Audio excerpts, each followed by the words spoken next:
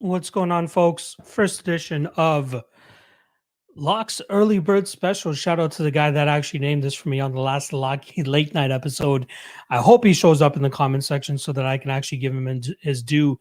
I did snip the comment where he actually gave me the name, but I can't seem to find it. So I'm hoping that he shows up so I can give him some credit because I told him I would give him credit if he popped up, and at least during the first stream. So just a quick overview of what I'm hoping to accomplish with this stream moving forward is pretty much, all the eyes are on UFC 259 or whatever the event is the current week, but the goal of this stream every Monday evening is going to be to look ahead to the following week, because I always want to I always get the questions throughout fight week regarding the next week's.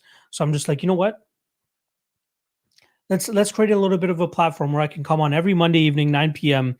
and just talk about that and not focus on the current event. Just let's talk about the next event and let's get the early thoughts out there. You know what I mean? I haven't run the tape yet. Normally, I don't start taping the following week's event until at least Monday or Tuesday of the week before. So I haven't looked into the fights at all yet. So it's all pretty much just about what you guys are thinking, what I'm thinking as well too. I'll run through the card, pretty much skim through it, give you guys my quick thoughts on each single fight, and then just take questions from you guys mainly for the remainder of the stream, just to again feel where everybody's at regarding the following week event. Let me get some water in my system. I gotta fucking clear up this brain.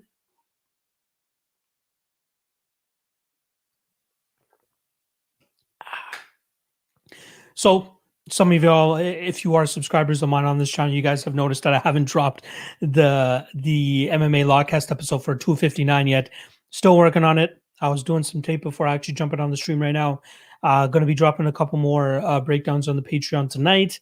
And then I'm hoping I have everything wrapped up by tomorrow evening, so that I can drop the Lawcast tomorrow evening for UFC 259. I'm not a fan of, dropping it later than usual, at least for a pay-per-view, just because it's a pay-per-view. You know what I mean? It gets the most amount of traction, most eyes on it, most views, most searches.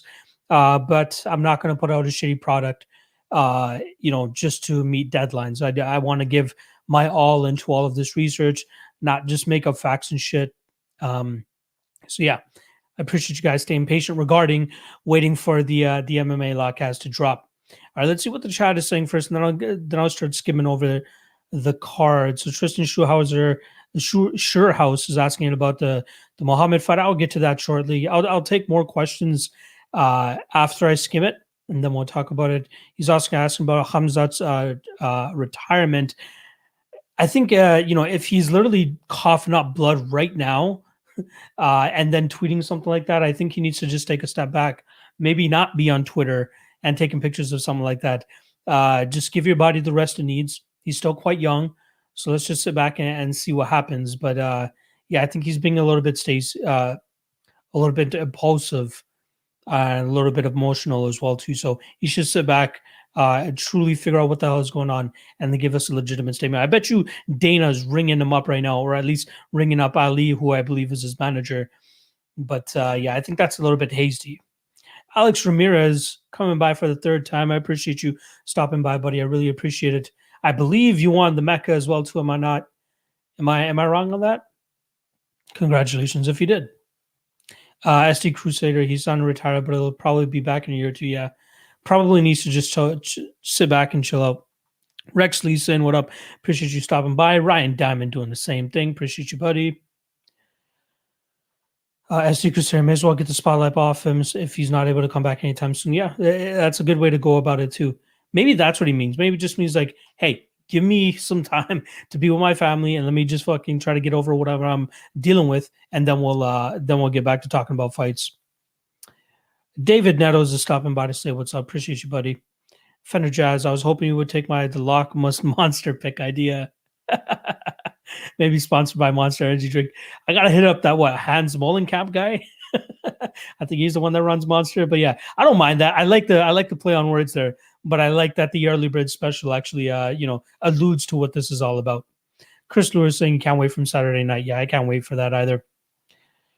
Ryan Diamond Jones posted the funniest clip of DC. Easy 10A Jones. No worries, Alex. All right, let me get through. Let's get through some of these odds, and we can talk about the fights for next week again. Again, I'm not taking any questions about this week. But let's do. Let's see. Let me see if I can actually share my screen here.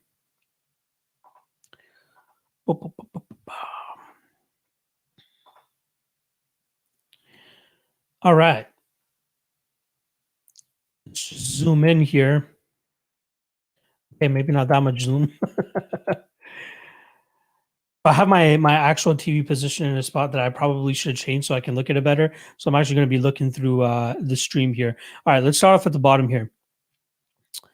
Ashley Yoder against Angela Hill plus 290. You guys already know how I feel about this fight. You know what I mean, I will bet the Ashley Yoder side of things if she's again above plus 300. Again, it was only a half unit stab, but I definitely think the odds are a little bit too twisted for me to overlook it. So I'm definitely going to be betting Yoder there again. Minus 140 on JJ Aldrich against Courtney Casey. I love her. I love JJ Aldrich and the way that she fights and the way she brings it to the table. Another one that had a very close fight against Sabina Mazo and could have arguably taken that decision as well too. So I like her at that spot as well. I think she could definitely cause Courtney Casey some issues on the feet. Let me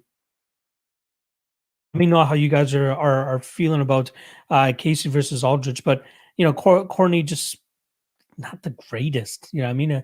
JJ Aldrich, at least we know we can bang on her to, move forward, throw some combinations, throw some heat, and throw consistently too. She has some pretty good technique for a striker as well. So I don't mind her at that minus 140 range. Again, asterisk on this is that none of this is researched. This is all pre-tape leans and how I feel about it. So yeah, like Aldridge there. Gavin Tucker at plus 120 against Dan Ige is a great fight. But I do like Tucker as a dog there. I think Ige is just getting that rub because who did he fight? He beat let me try to get this right. He beat Mirsad Bektic.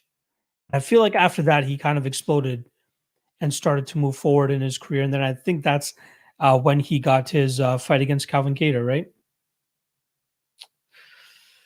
Oh, he beat Edson Barboza as well too. I forgot about that. That was a close fight. Could have gone either way, but I do trust Gavin Tucker's gas tank a little bit more than we did from our Barboza that night, and obviously more than Bektic as well. Calvin Kattar absolutely beat the brakes off of him, but yeah, I kind of lean Mr. Gavin Tucker nice and early in that fight.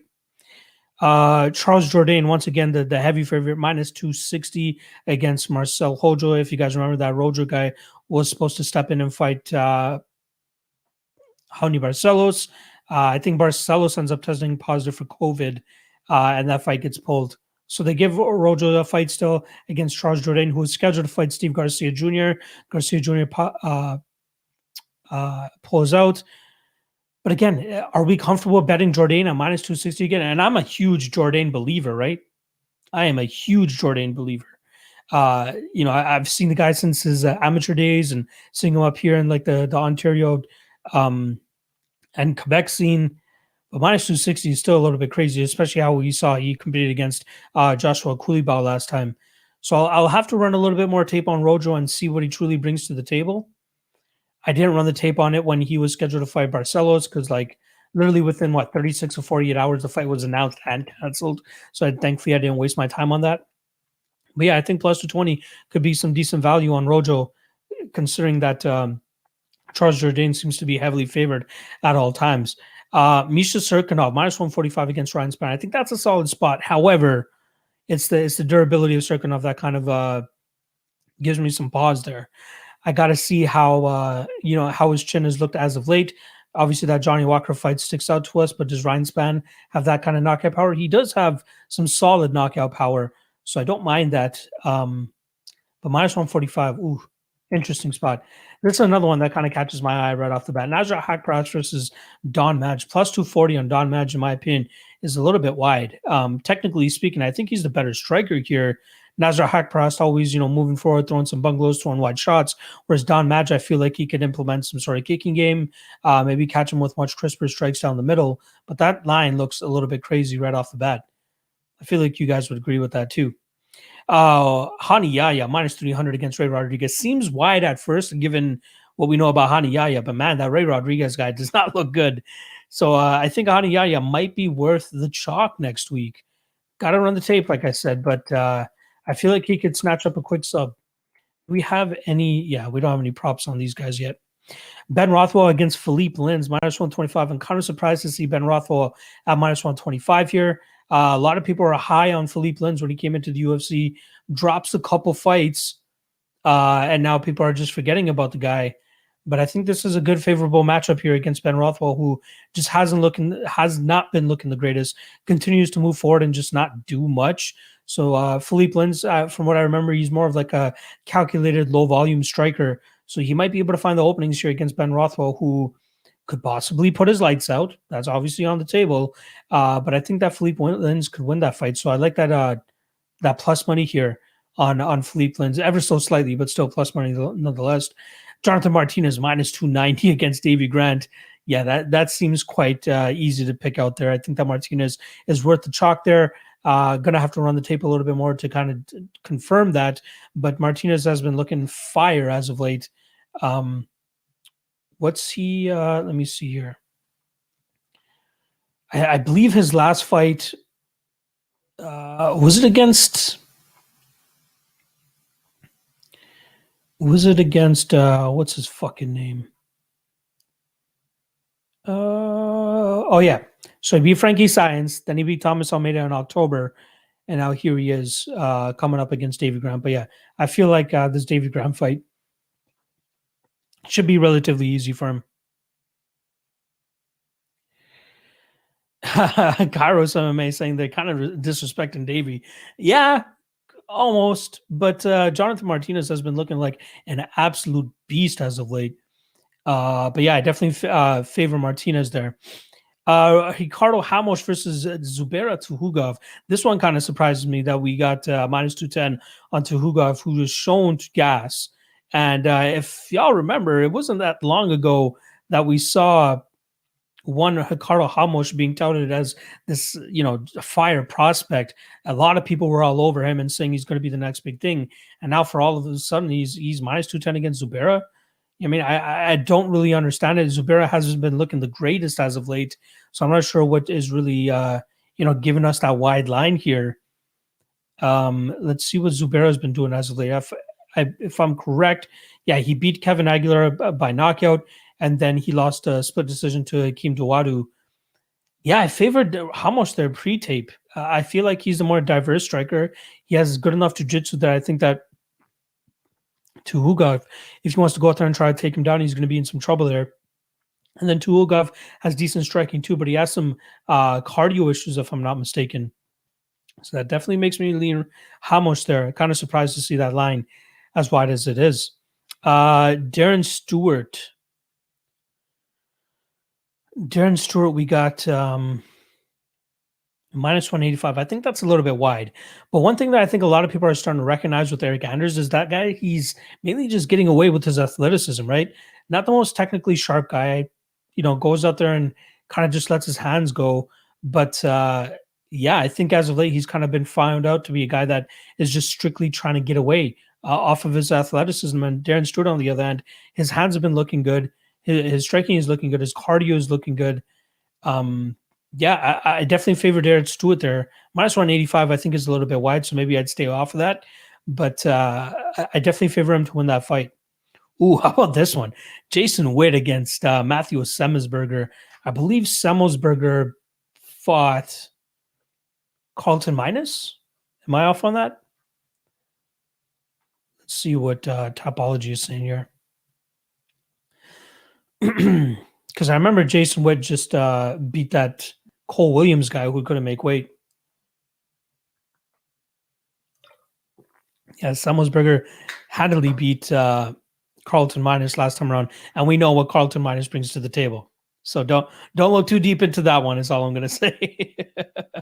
But yeah, Jason Witt, man, it is solid takedowns from what I remember. Good top control, good crushing top game. We haven't really seen much, or at least I don't remember much from Semmelsberger regarding what his jiu-jitsu and grappling looks like. But he had a pretty easy fight against Carlton Minus, who just didn't know how to get shit going. Like probably one of the lower tiered fighters we've ever had in the UFC. And if you remember, an AFC guy as well too, right? Alaska FC. We don't really get the best prospects or anything from that camp, or sorry, that promotion. So that's something to remember there. Gloria De Paula versus Jinyu Fry. Don't know much about De Paula. I believe she is the significant other, or at least the girlfriend of Myra Bueno Silva, who just fought this past weekend. Jinyu Fry has always been somebody that I'm kind of high on. Well, not high on, but I at least think she has the chops in terms of being a vet. She's been around the game for a while. Solid experience. Fought over there in Risen, I believe, as well too, Invicta champ at one time. Strong woman, decent all around fighter. But I gotta dust up on De Paula as to why she's the favorite here. So let's see. Early lean is Frey, but that's Fry, I should say, and that's strictly due to not knowing anything about Gloria De Paula here. Tagiru Lembeka minus 145 against Matthias Nicolau. I lean Nicolau here. And most people may not be familiar with the guy, but man, he was in the UFC for a bit and he had some good fights. He's a very good fighter. I believe he only took one loss to Dustin Ortiz, where he got knocked out. And then the UFC cut him for some reason. I didn't really understand that cut. So he's 15-2-1. Yeah, so in the UFC, he beat Bruno Rodriguez by Japanese necktie. That was November of 2015. Then he beats John Moraga via split decision. And if I'm not mistaken, that was right after John Moraga had fought for the title against Mighty Mouse Johnson. And then he beats Louis Smolka by decision at UFC 219 in December of 2017. And then gets head kicked and knocked out by Dustin Ortiz in July of 2018. Yeah, and then they cut him. Not entirely sure why. That might have been like that purge, the flyweight purge they were doing at the time. But since then, goes out there, wins 2 fights, one by Darce choke, and then one by decision. And now he's back in the UFC against Tagiru Lembekov, who I had as my lock of the night play against Bruno Silva. And I was very much underwhelmed with what we saw from him there. Absolute. You could absolutely make a case for Silva winning that fight as well too. So that's why I'm a little bit skeptical of playing Tagir again. But especially against a guy like Nicolau, he's a legit guy. I truly think that Matthias was wrongfully terminated from the UFC, but now he's back, and I think that he's going to go out there and put on a bit of a statement against Tagir. But again, I got to do the tape. I got to run it again just to remind myself of what Nicolau brings to the table. And then obviously the main event, right? But got minus 260 on Leon Edwards, plus 220 against Bilal Muhammad. Now, this is all early thoughts. I like Leon Edwards there. I feel like it could play out similar to Jeff Neal and Bilal Muhammad fight, where Bilal does have that forward movement. He has that weird herky-jerky style where he's just trying to pull the punches out of you so that he can counter, find the way in, just keep putting the pressure on you. But when you're getting lit up by a guy like Leon Edwards, it's going to be a lot harder to do such type of tactic compared to Jeff Neal, who was able to withstand that, who was able to really nullify the game of Bilal. And I think crisper strikers like a Leon Edwards, who I still believe is a top 5 guy, he could definitely go out there and give some troubles to a guy like Bilal, who one is taking this on relatively short notice. He just got his calves kicked off a couple weeks ago.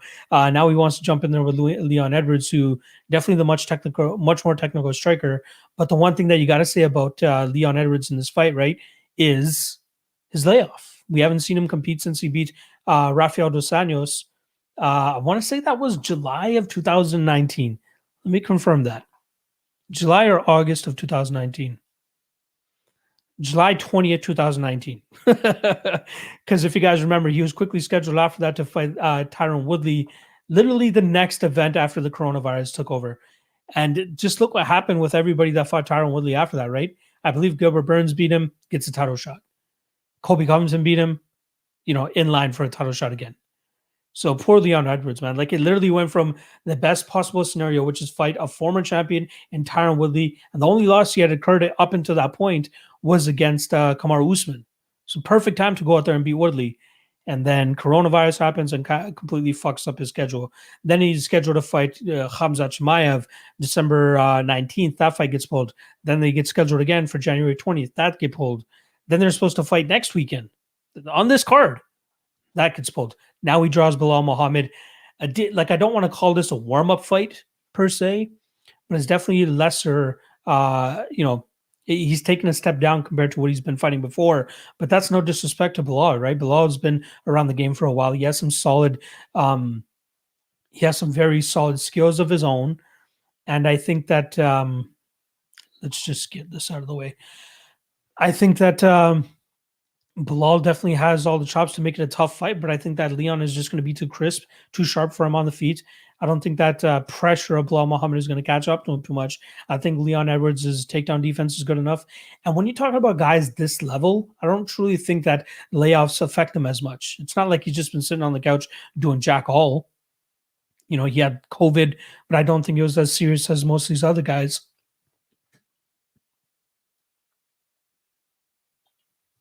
Sorry. So yeah, I expect him to return at relatively a high level, and I think that the Bilal fight is a perfect matchup for him to kind of reinstate himself into that division. I don't even think he's ranked anymore because he's been off for so long, right? But I think that's a great fight for him. I truly think that Bilal could be a threat, but I just think stylistically he doesn't match up well against a guy like Leon, who's just a much crisper striker, won't be pulling his shots like Diego Lima was, maybe throw a couple kicks in there himself too.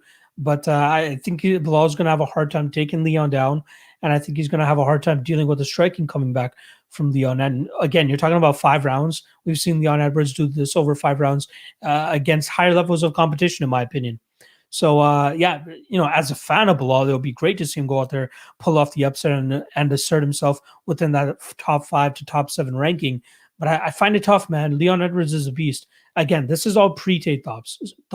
So if I go in there and come out on the other end with, maybe Leon not being worth this price tag and having more concerns about the fact that he's been off for as long as he has, yeah, that's the whole point of this show. To go out there and give you guys my early thoughts, hear what you guys have to say too, and then come to conclusions after that. All right, let's get back to the chat here. Shout out to everybody in the chat. If you guys haven't already, please do hit that like and subscribe below. That definitely helps out your boy a lot. I want to be doing these shows on a regular basis, Monday evening, 9 p.m. Eastern, looking ahead to the following event. The only time I won't do this show is whenever there's no show the following event. The following week. So we still got a couple weeks until we have a break from the UFC. So you guys are going to be seeing a lot of me, especially if you guys enjoy my content. So again, if you haven't already, make sure you guys hit that like. That helps a lot. All right, let's get into the chat here. See what you guys are feeling like for this card. David Nettles is asking, how much do you figure in what camp a fighter is training in when you? How much do you figure in what camp a fighter is training in when you're handicapping fights? I don't think I necessarily understand that question to the fullest of extent. I'm not sure if I'm not reading it correctly or you just worded it incorrectly. How much do you figure? How much do I put into which camp a fighter is training in when I handicap a fight? I'm assuming that's what you mean. It's like one thing doesn't necessarily take over another thing so much for me when I'm handicapping a fight. So like things like strength of schedule. Who they've been fighting in the past or what camp they're at. I try not to factor that in too much to the point where it's just completely sways me. I mean, the 2 big things that I always look for in a fighter is cardio and what their pace / pressure looks like, or their volume. That can all be categorized under one thing: pace, pressure, and volume. And then cardio.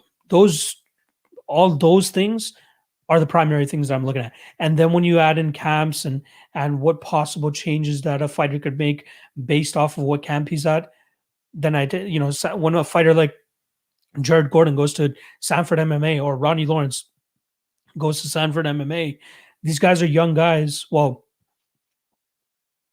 At least the Ronnie Lawrence side of things is the young side where he needs to go out there and get the experience and have a training camp surrounded by legends and killers and guys with a wealth of experience. Whereas Jared Gordon, he could be looking at as a different thing, like a renaissance, if anything. And it worked for him last time, even though he missed weight. But Rory McDonald, another guy that's down there at Sanford MMA now because he wants a bit of a career resurgence. Sometimes it works for guys, sometimes it doesn't.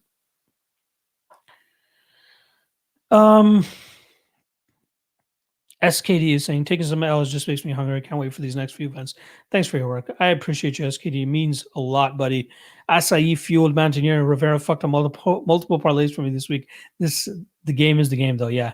Pedro Munoz definitely brought it for sure. Hunter Silvers is saying, damn.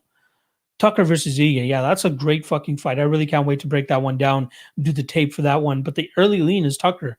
I think Ige is decent on the feet. Obviously, has a good jiu-jitsu background as well, too. But I think Tucker is a little bit more smooth and more fluid on the feet. He moves a little bit better. I think he'll be able to kind of outstrike Ige as long as he stays away from the power and the jiu-jitsu, which I think even his jiu-jitsu could hold up here against Ige. I think if this fight stays on the feet, though, it should favor Tucker. Yep. Appreciate you guys helping me remember what his resume was. Yeah, super controversial fight against Barboza. I think I did a deciding splits episode of that fight, and I think we came away with thinking that Ige actually won that fight. I don't recall. It's been a while since I did one of those episodes. I gotta maybe do one of those again soon. All right. Some solution is saying good night. I appreciate you, buddy. Carson MMA, already got to that. HB big guy. Happy birthday?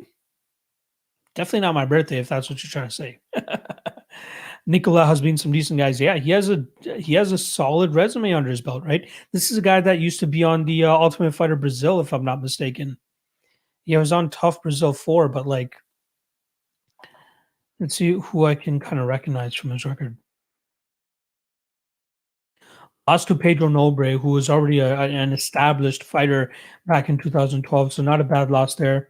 Beat Reginaldo Vieira on the Ultimate Fighter.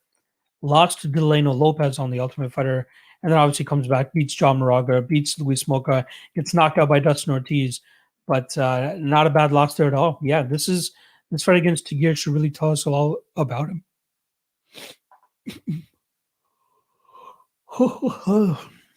Probably should have got some coffee before hopping on the stream. Tristan Schuhaus, Bilal has been way more active too. Bilal has fought 3 times since the last fight. Yeah, good point, right? That's the thing.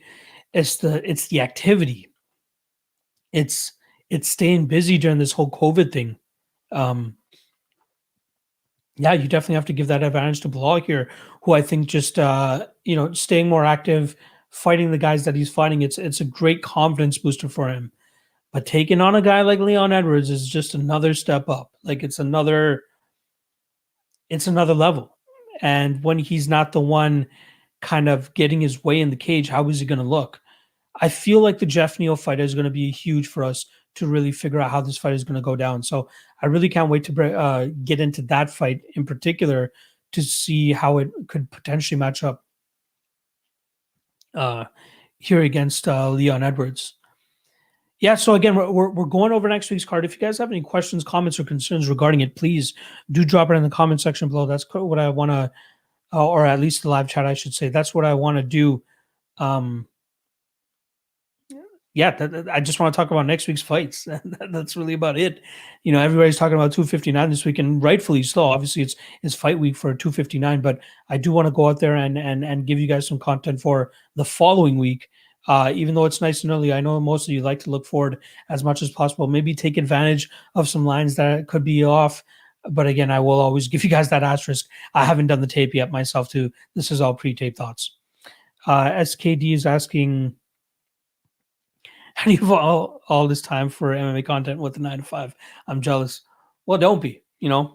It's all about having a very supportive, significant other who's able to give me the time to go out there and do the research that I need to, do the content that I need to, do the streams that I need to, and she sees the big picture. So, not to mention, I'll more than likely be leaving that 9 to 5 by the end of the month.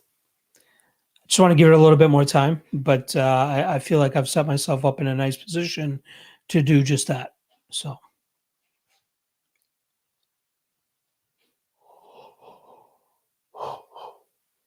one thing I'll be sure to do next time is to have some coffee before I hop on here.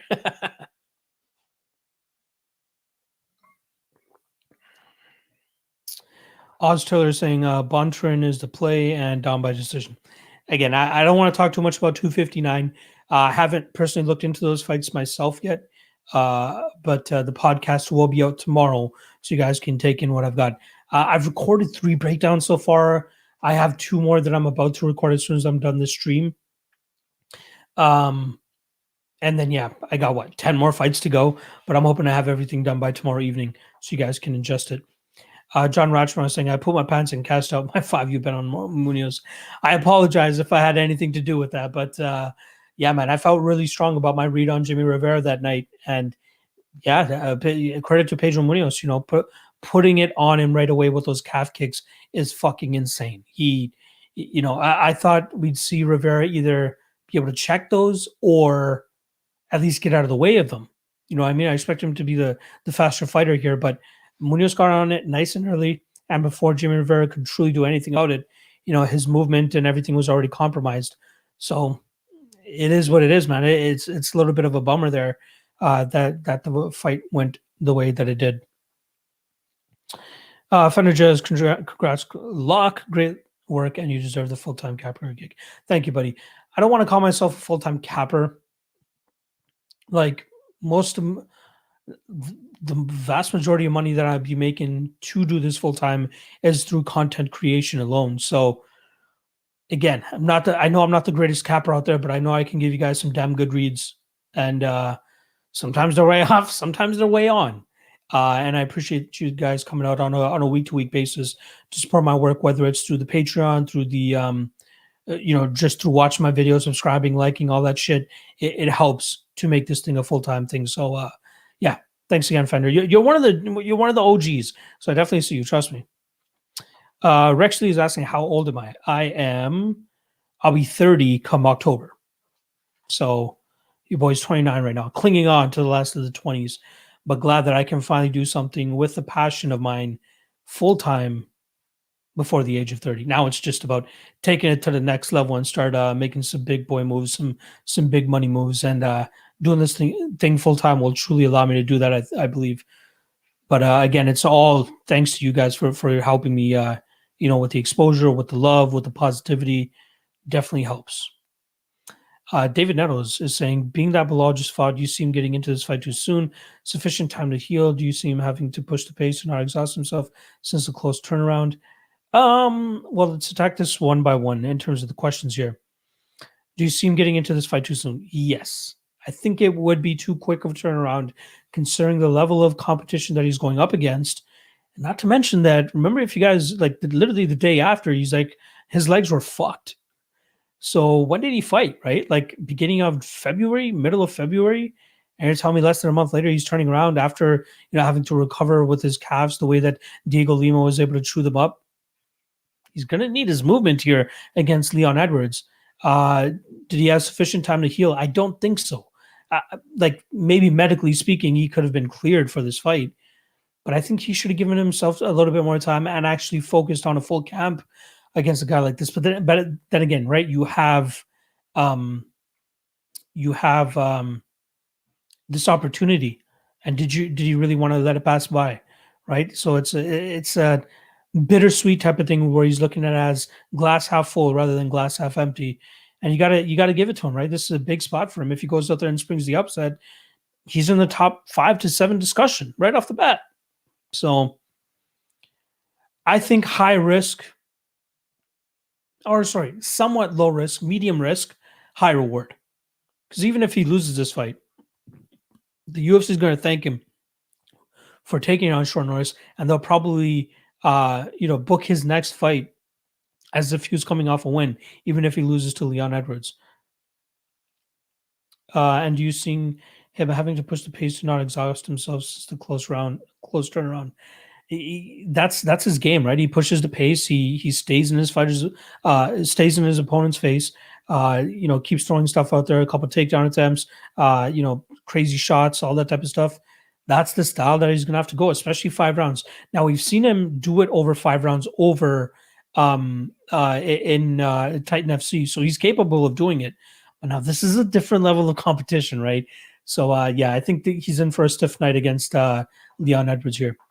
John Rajma saying we ride together, we die together. I appreciate it, buddy. I hope you rode with me on Alexis Davis because she was the only thing that pretty much cashed for me that night. But yeah, appreciate it. Chris Lure is saying I'm a fight analyst instead of a capper. Even analyst feels so weird to say. Like I feel like that's such a professional term. I don't know why I like to go with content creator, but some people take issue with that as well too. But it is what it is. MMA Genius in the house tonight. What's going on, buddy? Is he inside the distance / Nunes inside the distance parlay? I wouldn't be so sure about that. Is he inside the distance? I have to record the breakdown for that as soon as I jump off the stream. But yeah, man, I think that Izzy fight is a lot tougher than a lot of people are making it out to be. So just be careful on that fight. Personally, I'm going to pass on it. If I had any money on it, I think I'd put a little bit on Blachowicz, and maybe even by finish. But yeah, that Izzy fight I'm staying the fuck away from.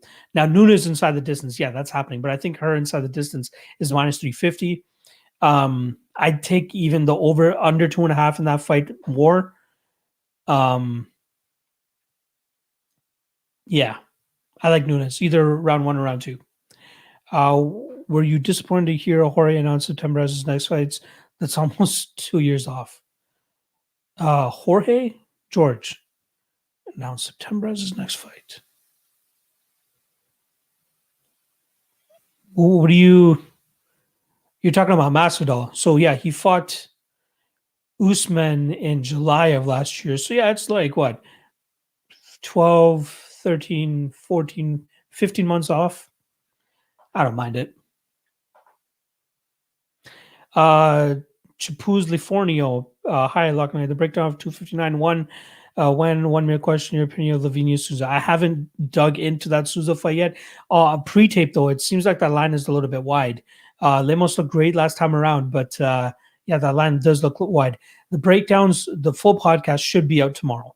I'm still working on it. Fell a little bit behind schedule, but I am working on it, and it will drop tomorrow. So yes, please do keep your eyes on it to come out tomorrow. Did you hear about Hamzat's retirement? If his Instagram paragraph comes to fruition, this will go down as the biggest what if potential in MMA history yet. I spoke about it a little bit earlier in the stream, but yeah, it would really suck. I think it's more so an impulsive decision by him to say what he's saying. So maybe if he just sits back and shows out, let whatever is going on with his body pass on by, and then make a more proper assessment about what his career should be. I had Davis and Rodriguez plus 850 inside the distance, my brother. Rodriguez. Who's the Rodriguez? Or do you mean Marina Rodriguez? Because that was dope. Hey, Locke, just got on here to chat. I hope you have some good underdogs coming. I hope so, too. There's one that I'm eyeing that I'll probably make a bet on. Not sure, though, what the line movement is looking like. I might as well tell you guys. I'm looking at Joseph Benavidez. I think it's a great matchup for him. I'm just finishing up the tape on him as soon as I hop off this stream, but I think he's a really good spot here. Chris Lure, you own pro. Thank you. I feel like this is an insult, but not intended. Lachlan has great women's MMA reads. Hey, you saw that tweet, right? I put out the tweet. I'm 7-1 betting on women's MMA fights this year for like plus 13 units with 150% ROI. The numbers don't lie. Yeah, Masvidal. I don't mind it, man. It is what it is. I don't really even care to see him fight anymore, man. And that's so sad to say, but like, I truly don't care. Masvidal doesn't, get me excited anymore. Like when he was just like one of those guys on the prelims and stuff, I was always happy to watch him fight. But now he's just like, he's getting annoying more than anything. Tony ever coming back on the show? At some point. At some point. Again, this whole COVID thing is a little bit crazy up here. So I just want to be on the safe side. But Yeah, I'll look at it again now that with me leaving my 9 to 5 as well too. I'll have a little bit more time to potentially put out some more content, and that's definitely something that's always on the back of my mind because I love talking MMA live with somebody, not just over Skype or some shit, or over Streamyard, but having somebody in studio with me. That's my preferred method of having a guest on. Right, Nelson, are you confident in Sterling? So I'm picking him to win, but I'm not betting against my guy Piotr Jan. Um, but yeah, I'm picking Sterling to win. Not confident enough to bet him though.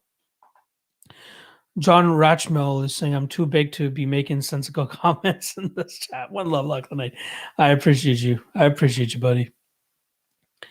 JSJ saying Joby beats anyone when a belt isn't on the line. Askarov got pushed hard by Tim fucking Elliott. Yeah, I see a lot of people banging on highly emphasizing the fact that Askarov hurt Tim Elliott, which is why he's going to finish Joseph Benavidez. That's laughable in my opinion. That's truly laughable. Who has he hurt other than that? He's had some ground and pound finishes in his, Russia days, but since coming to the UFC, I don't know where this heat in his hands conversation is coming from. Like, yeah, he rocked Tim Elliott, but didn't even record a knockdown there. Yeah, I don't know. Some of the takes I'm seeing on Askarov are a little bit crazy. When against you on Davis, fuck. This is Fender Jazz. Your picks were 5-3-1. Best of the 6 I followed. Clint managed to escape the carnage with a wee profit, but what a shit show card for betters. Yeah, again, that's 2021 in a nutshell, man. Like, I'm 1-6 on my lock of the night plays this year, and that is absolutely embarrassing. That's not like I'm not MMA dog of the night, even though most of my dogs are hitting. So I gotta hone in, man. I got my next play already for this weekend's card, which is obviously Sean Brady -196. I think he goes out there and schools Jake Matthews, but a little bit chalky. But again, I don't mind. I got to get my shit back together. John Rachman is saying if I was Chandler, I'd call him Makhachev, beat the dog shit out of him, and then call it Khabib. Yeah, we got to see how Makhachev does this weekend against what's his face, Dober, right? But yeah, I think Chandler would be. I don't think Chandler would be down for the Makhachev fight. I think he either wants a title shot or like, who are the guys? Dustin Poirier. I think he wants Charles Oliveira, maybe even Tony Ferguson. I wouldn't mind seeing Chandler versus Ferguson. T-Rex is saying Sterling looks scary. You think Piotr can KO? That's the only way I see him winning. Again, I don't want to talk too much about 259 on this stream. This is more so about next week's card. My podcast for this weekend will drop tomorrow, so all that information will drop then. But yeah, I think Sterling. I think Sterling wins a decision there. Same heat in his hands as Munoz. Yeah, dude. JSJ gets me. Shut up, my guy, JSJ. You think Adesanya will be as fast, or the weight gain won't affect him? I think he'll be just as fast, but when did he have like serious knockout power, though? Right? It's a question I have. Respectfully disagree on Ricardo Ramos. I think Zubaira Tukhugov will be my lock of the night. Interesting. Again, let me know how you see him getting it done and how he wins. Because again, early thoughts here on Ricardo Ramos. I believe he's the more diverse striker, maybe better all around game. Has a range as well too. Tukhugov hasn't really blown my socks off, to be honest, as of late, especially. So and again, questionable cardio. That's one thing I usually look for in a fighter, and his cardio just doesn't seem like it's been the greatest as of late. But let me know how you see that fight going down. Jimmy Tran, that one dude owes us all dinner. Was it with the Canadian Bacon or whatever his name was? What did he say though? I'm trying to remember what his proclamation was saying like if this doesn't hit, then I owe all you guys dinner. And also, if you were in Clint's chat today, did he show up? Did that Canadian Bacon guy show up? Let me know. David Nettles, I know this is far off, but Davison Figueiredo versus Brandon Moreno early feeling. That's a fight I'd stay off of. If I'm not mistaken, Figueiredo got a point taken away in that fight, right? So if he didn't, he would have won that fight. So I lean Figueiredo still. Let's see what the odds are.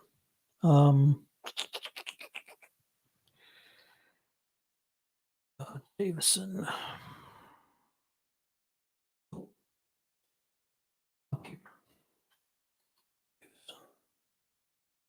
Minus 235 for Davison.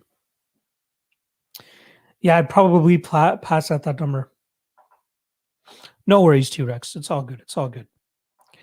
To Hugov by decision or KO? KO, I can see. Obviously, we've seen Ricardo put out a couple times.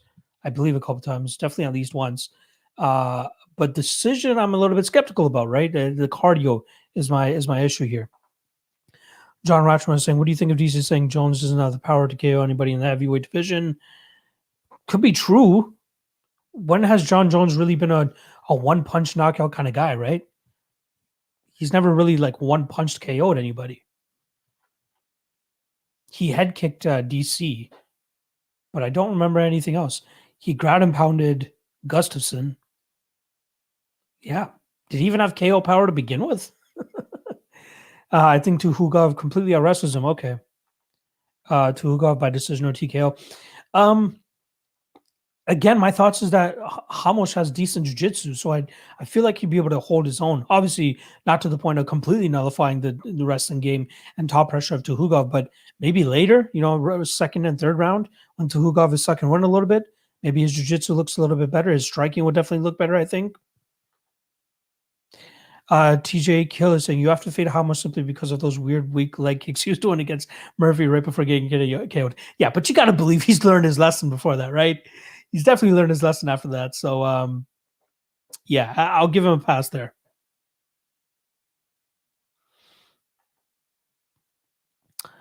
Tristan Schuhaus, Tuhuga versus Murphy was a super close fight. Carl Hamosh was killed in the first by Murphy. True, but you can't. I get what you're doing there, but what did we see in the Murphy and Tuhuga fight? Right, we saw Tuhuga seriously slow down late in that fight, and I don't think that Murphy KOing Hamosh has too big of an effect here. Tuhugov has some decent power. Obviously, he knocked out Kevin Aguilar, right? Who's a pretty tough out himself too. But minus 210, I don't know about that. Genie's asking again, how much am I down this year? Literally every stream that you're on, it's asking me how much I'm down this year. I'm down. All right. Jesus. JJ, Gloria DePaul looked good on the contender series. Are they feeding her Fry as a nice setup? I don't recall her on the contender series. And that's just me, not really doing the research yet. But yeah, maybe this is a spot um, where Fry is that setup piece. Because again, Fry is pretty much up there in age too, right? So yeah, I think if anything, this fight is for DePaula. Um, but yeah, I gotta watch the tape on that. Minus 160 off the bat seems a little bit wide, but I can understand, um, given as how Fry has looked as of late. John Rashmo saying JJ one punch the pregnant woman with a belly. God, I love you. Early read on Aldrich versus Corny Casey. Holy shit, I'm baked. Yeah, I like Aldrich early here. She's one of my. I like to lean on her. Right, she cashed for me against Pollyanna Vienna as a decent dog. I remember. I think that was the first or second time I was on the Anakin Florian podcast, and I gave them as my dog of the night play, and it hit. I was on their podcast twice, and both times the dog of the night play hit. That's all I'm gonna say. But yeah, I lean Aldrich there. I feel like she's going to continue to move forward, land the better shots. I'm not sure exactly where Courtney Casey wins this fight. Maybe jiu-jitsu, but I'd be surprised to see her get the fight to that realm and have solid success. Fender Jazz, that bacon asshat said he'd buy steaks for all if Clint won, and today came on saying Clint actually lost, and if not, he'd buy cars for all. He's Trump like in the feet. Yes, that's what it was. If Clint lost, then yeah, okay, yeah. Clint was up, I think, a quarter of a unit or something like that. He had some decent plays, I think, on Pedro Munoz. I'm trying to remember the other dog he was on too, but he had some decent dog reads. GSJ, the one fight you're definitely staying away from on next week's card, Big Ben versus Philippe. Ooh. Um. Uh, let's see here. Big Ben versus Philippe is definitely a one that hits the top of my head just because of the possible chin issues of Philippe Lins, and then on the flip side with Ben Rothwell, you get almost like no output from the guy, right? Um,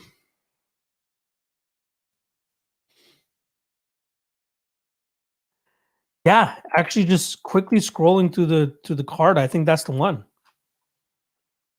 I think that's the one. Chico, now whether you fight or not, who would do a crochet type leg kick? All you're doing is crossing up your legs for a big kick. Yeah. Yeah, I don't know what the fuck he was thinking there. It was really bad. Um, my favorite is always the prospect matchup. Love the Jack Shore versus Hunter Azure fight. Shore -115, Azure -105. I'm trying to remember when that fight specifically is, but I love that fight, and I definitely lean Shore pretty heavily, given that Hunter Azure has seen. We've seen definite cardio issues from him in the past, whereas I feel like Jack Shore could definitely hold it up. Mike Bealby is saying, Sup, Lock. Glad to see you feeling better. Thank you, buddy. Thoughts on Medic versus Cruz? I love Medic here. Big striking advantage. I'm fully aware of the Alaska MMA scene this week. He's training at King's MMA now. Good point. Good point. Haven't looked into this fight yet. Again, this stream is more so for next weekend's card. But yeah, I'm not sure entirely which way to lean here. One thing I will say about this is don't strictly pick against Cruz because you saw him get knocked out last time by Spike Carlisle. Look deeper into his fights and look deeper into his career. You can't just make one, read off of just his last fight where he got knocked out quick. So what everybody did with Jake Collier against Tom Aspinall. That's what everybody did against Parker Porter, against fucking who put him out, Chris Daukaus. Again, this seems like another similar spot where like a lot of people want to fade Cruz because he got knocked the fuck out last time around. Again, I'm not sure. I don't remember too much about Medic, but he must be the favorite for a reason, right? Looking forward to breaking that one down.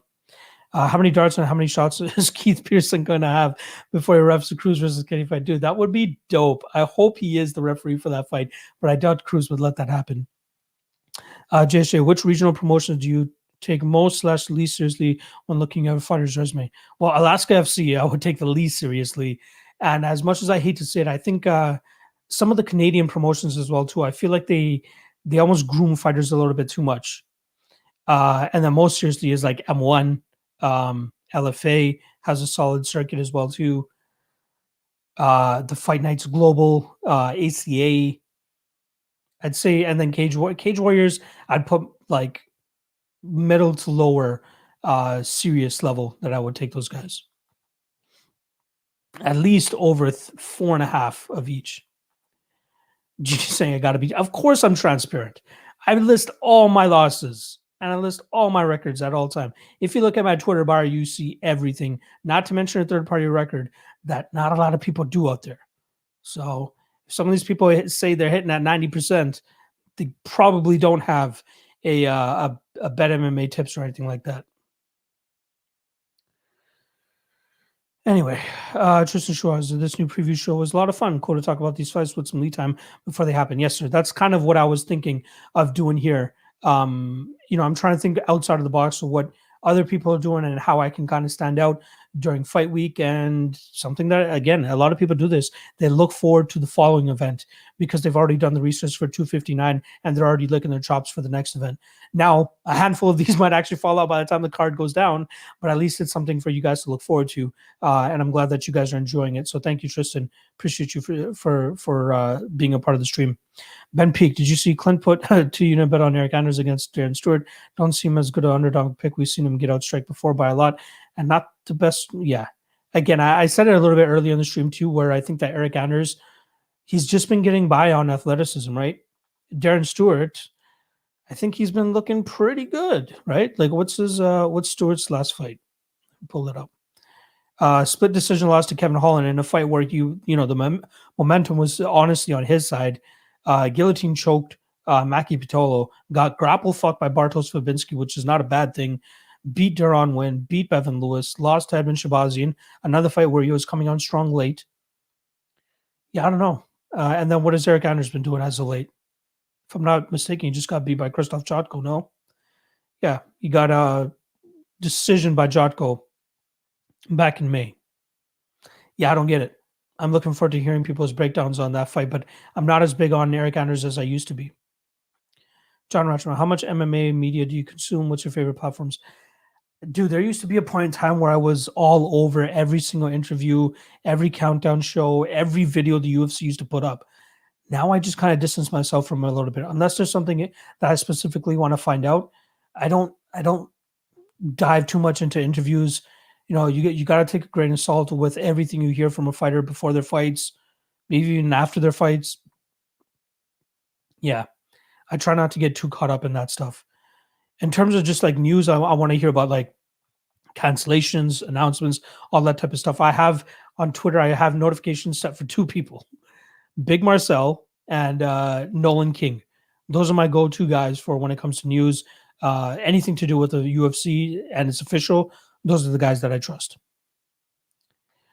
Jeannie wants me on the podcast. I'll try to do what I can, but I got a pretty busy week coming up. Let me know what your schedule's like, and we'll see if we can figure something out. Jimmy the Drunk has let me know that the Azure and Shore fight is on April 10th. So a little bit away. So knock on wood that we get that fight when it goes down. But yeah, I heavily lean Jack Shore pre-tape on that fight. Pre-tape lean for Serkinov versus Span. It's Serkinov, but it's the chin that worries me a little bit. But I feel like Serkinov should be able to get him down and do some good work from there. Maybe even pull off a submission. But I haven't been the most impressed with Ryan Span as of late. But yeah, I do lean Serkinov there. I remember seeing his odds at minus 145. Not 100% sure if I'd be willing to part ways with my money at that point. Alex Ramirez saying, good platform. Thank you, buddy. Appreciate it. Maybe Keith Peterson should be allowed to drink. You can't be no nonsense with a little booze. Oh God, you guys kill me. Honestly, I love chatting it up with you guys. Mike Bealby is saying praying books are dumb enough to make Yoda decision plus 550 again. Well, I think we're gonna get that, dude. I'd be very surprised. I'd be very surprised if we don't get the same numbers for the second fight. GSJ is saying thoughts on Yanni the Greek basically dismissing tape study as a form of researching for betting. So when we bet NFL, NBA, we don't go back and watch full games. Yeah, they're different sports. You know what I mean? Like you have to take statistics to a certain extent with MMA. And also you got to figure out the sample size that you're working with too, right? With Askar Askarov, you're getting 3 fights. How that UFC statistics actually tracks. How much information can you truly extract from that? Not to mention there's plenty of times where fighters go up against other styles that they've never fought before. So how are you supposed to take that into account? So I get his approach. I don't mind it. You know what I mean? He's been around the capping game for a long time. I think Dana just really likes him because he's been around for a long time. But yeah, I respect the dude. Honestly, I respect the dude. He does his work. That's his approach. Whether it works for him or not, it's in the numbers. So who's the underdog that you like the most early on from the Bilal and Edwards fight night? Good question there. Let me see if I can pull it up real quick.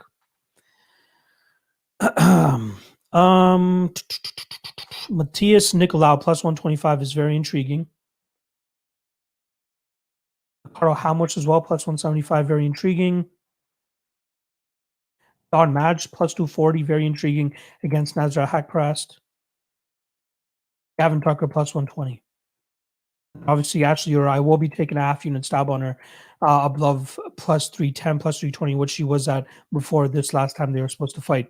So yeah, out of those, so Tucker, Madge, Amos, and Nicolau, I'd say the most confident pre-tape, again, haven't done the research yet, the most confident pre-tape would be Nicolau, plus 125. Hope that helps, buddy.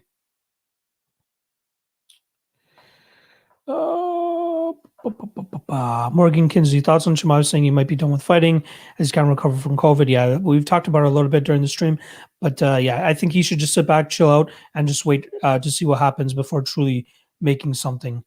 You know what it is? I think that people need to. I think he feels pressure to let people know that whether he's going to fight or not. So right now he's just going to say he's retired up until the point that he's 100% healthy, ready to go. Because how old is this kid? Right? He's still relatively young. 1 sec. Chimaev, 26 years old. So ton of time to recover if he can truly recover, and he should be back. I mean, she's saying that's why Yanni sucks. I heard about potentially retiring. Yep, we talked about that. Someone says they're hitting at 90% over some time. They either don't do math correctly or more likely like Trust me, dude. There's people on this platform actually saying that, and people are buying into it. Ugh, it pisses me the fuck off. Truly. Transparency is number one, for sure. I saw everything Yanni said for dinner with contestants betting tips he got wrong. I wasn't really following. Do I like Nunes by sub or knockout? Shout out Alex Ramirez for the question. I like her more so by sub than knockout.